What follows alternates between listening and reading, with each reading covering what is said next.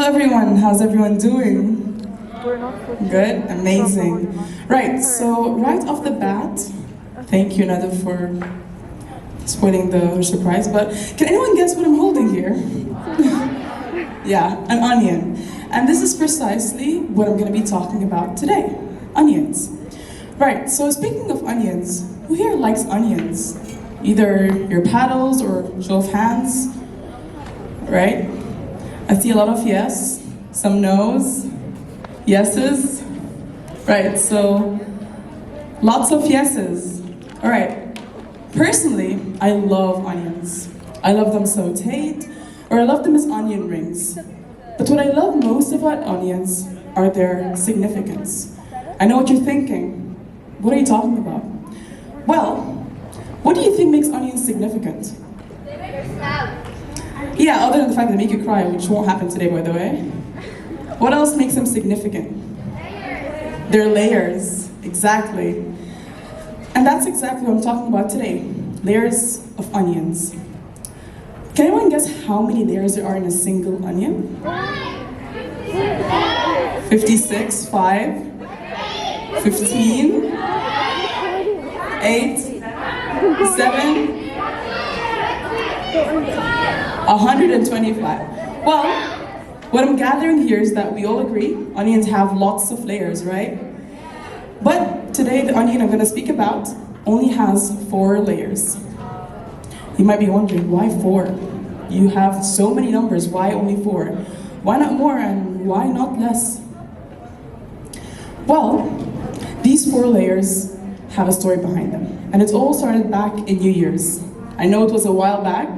We're already in March and most of us already have their resolutions ready, working on it. Some of us not. But back in New Year's, I was explaining to my younger sister here, Luby, shout out to you, about my resolution, which is to improve my relationship with people around me, right? People surrounding me. And I thought, like any older sister would, how best I visualize the significance of relationships to her. And I decided I'm going to use an analogy, Dr. Monique. So yes, I chose to use this onion. So, back to the onion. Onions have layers, right, Luby? I decided those layers of the onion, 4 layers to be specific, are going to symbolize the 4 core relationships in our lives. Everyone has relationships with people around them. In our daily lives, we come across so many people, each one of them forming a different relationship. Speaking of daily lives, let me walk you through a pretty typical day in my life. I wake up, I pray, I have breakfast, I listen to my podcasts, I have breakfast with my family, I come to school, I greet my friends and my teachers, and I go about my day, right? You all were students at once, and you know the gist of it. Although this may seem like a pretty typical day to most of you, what you fail to notice, and what I've come to terms with, is the amount of relationships we form on a day-to-day basis. So, let me reiterate. I wake up, and I pray. When I pray, that is my relationship with God. Regardless of each one of us, their own religious beliefs, I think I can speak on behalf of everyone here when I say that God, in whichever form you believe Him to exist, plays a very important, a very vital part in our lives. And this connection, this valuable connection with God, is a goal that each and everyone continues to strive for.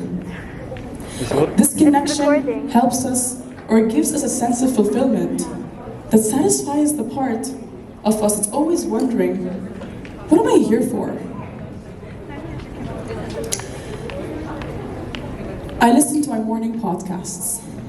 That is my relationship with myself. Who likes podcasts here? Who listens to podcasts? Any podcast recommendations? Anything Goes by Emma Chamberlain? Well, me, myself, and I I'm not referring to that song, no one, but rather to the lesson that we have all been taught ever since childhood. The lesson that teaches us that we are a very small part of a very big picture, humanity, the human race. And although this may be true, although we make up a very, very big picture together, at the end of the day, we exist as single human beings. And by coming to terms with this universal fact, we should know that we should prioritize our relationship with ourselves.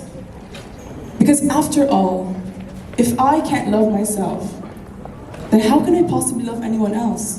When my own relationship with myself is fundamentally flawed.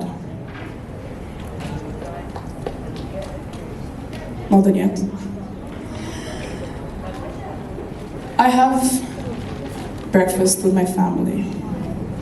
I know this will make Vin Diesel very proud, but that's not the point. The point I'm trying to make here probably hangs somewhere in your kitchen wall, saying family is everything. We all heard it before, from our parents, our teachers, our siblings, our relatives, and it's true. Family indeed is everything. Ever since our first blink, family has been a constant in an equation with ever-changing variables. Where's Mr. Rabia? He's on here? Cool. You've always been surrounded by family, all throughout your life. They support you. Standing here, I can recall so many instances where I was in problems and in trouble, and relying on my family, on their words, on their advice, was the only solution to these problems. And as I stand before you all, I can see their proud faces look up at me from the crowd. Their true support coming to light. Hi, Luby. I arrive at school. And I greet my friends and my teachers, all my teachers. And although currently, as seniors or as high schoolers in general, school may seem like our whole universe, there's a vast Milky Way out of school. This Milky Way is the connection between us and the universe around us, the environment around us. And we fail to notice that because we think that school is everything. This Milky Way bridges the gap between us and so many people around us. And unbeknownst to many, these mere interactions, these rather simple interactions that we tend to forget or neglect or even overlook, they can be a window to so many possibilities, so many opportunities. At the end of the day, a stranger today can be a loved one tomorrow. A building that you look at from afar can be home tomorrow. All it takes is the right approach. I know this is getting deep. Not to sound too philosophical, just like how onions, remember the onion we were talking about earlier? Just like how onions have layers, so does every aspect in our lives.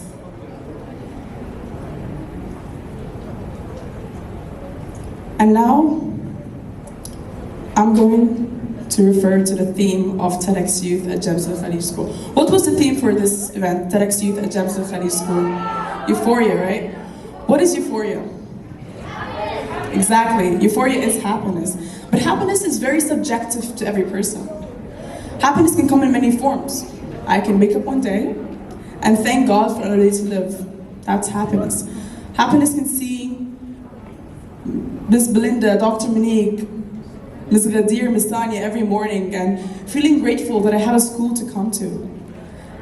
Happiness can be seeing a stranger pass by and smile at them. Happiness can be seeing our head organizer, Rawan. Happiness can be in many different forms. But what I noticed is that euphoria can be summarized in two words: healthy relationships. Although these are different forms of happiness, they all share one thing. They portray some sort of relationship. Anywho, back to the onion. Happiness or euphoria can be symbolized in this onion. If this onion goes bad, so do my dreams of a euphoric life.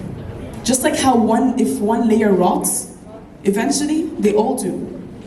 And by that same manner, if one relationship fails, eventually they all do. So, with that being said, how does your onion look like? How many layers does it have? How would you classify those layers? Think about that for a second. Once you found your answer, there you go. That's your key to happiness. A mere root vegetable. Thank you.